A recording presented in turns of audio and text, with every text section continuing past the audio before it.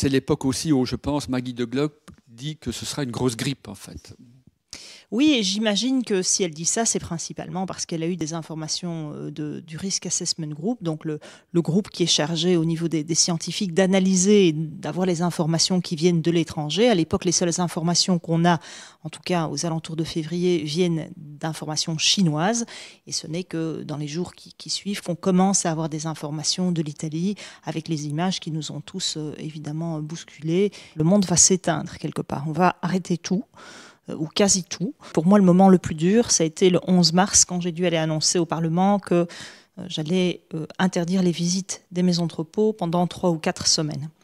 Et cette décision-là a été difficile. J'ai d'ailleurs fait l'objet à ce moment-là de flots d'insultes, de menaces, de messages vraiment très, très, très, très durs de la part de familles et parfois aussi de personnel de maisons de repos, disant que c'était une décision totalement inhumaine, disproportionnée, qui ne nécessitait pas de prendre des mesures puisqu'il n'y avait pas de malades. C'est plusieurs milliers de personnes, effectivement, qui sont décédées.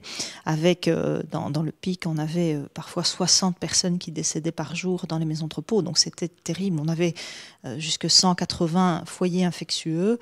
Et quand la maladie rentrait, c'était impossible de l'arrêter. Donc, il y a une première dame qui se fait vacciner dans une maison de repos. Je pense que c'était le 28 décembre et c'était Josepha Delmotte qui se fait... Je me souviens de ce nom.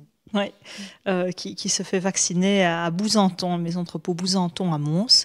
Et donc là, c'est l'euphorie. J'ai l'impression que c'est une journée incroyable, hein, qui restera marquée dans notre histoire. Il y avait des anti-vax qui avaient appelé, qui avaient intimidé les personnes en disant: une fois que on va vous injecter le poison, vous allez mourir. Et donc j'ai vu 2 dames qui étaient blanches juste après l'injection. Et donc je me suis dit, tiens, elles font un choc anaphylactique, est-ce qu'il y a un problème, etc.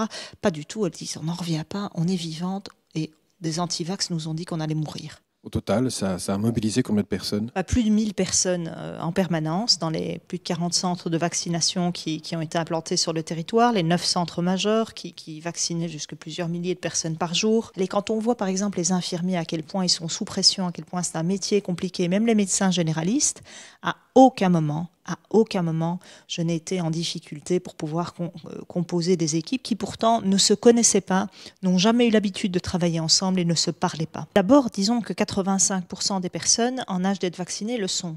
Et donc ça veut dire qu'une très très grande majorité des Wallons et des Wallonnes se sont fait vacciner et ont souhaité être protégés et sont favorables aux mesures sanitaires qui nous occupent. Il y en a qui n'adhèrent pas du tout. On estimait qu'il y avait 5-10% de la population qui allait être irrémédiablement contre. Mais il y a encore beaucoup de gens qui tous les jours s'inscrivent dans les centres de vaccination. En Wallonie, plus de 1000 personnes tous les jours prennent rendez-vous en primo-vaccination. Quand certains me disent parfois « mais est-ce que vous ne faites pas la publicité des firmes pharmaceutiques, est-ce que vous ne les enrichissez pas ?» Je rappelle par exemple que le médicament par exemple de Merck pour le moment qu'on imagine pouvoir commercialiser, c'est 600 € le traitement. 600 € le traitement. Et on est malade. Enfin, je veux dire, on le prend pour guérir de la maladie. Un vaccin, ça coûte entre 2,18 € et maximum 25 €. Donc forcément, le coût est moins important. Et puis, moins important, une journée aux soins intensifs, c'est 3 000 à 4 000 €.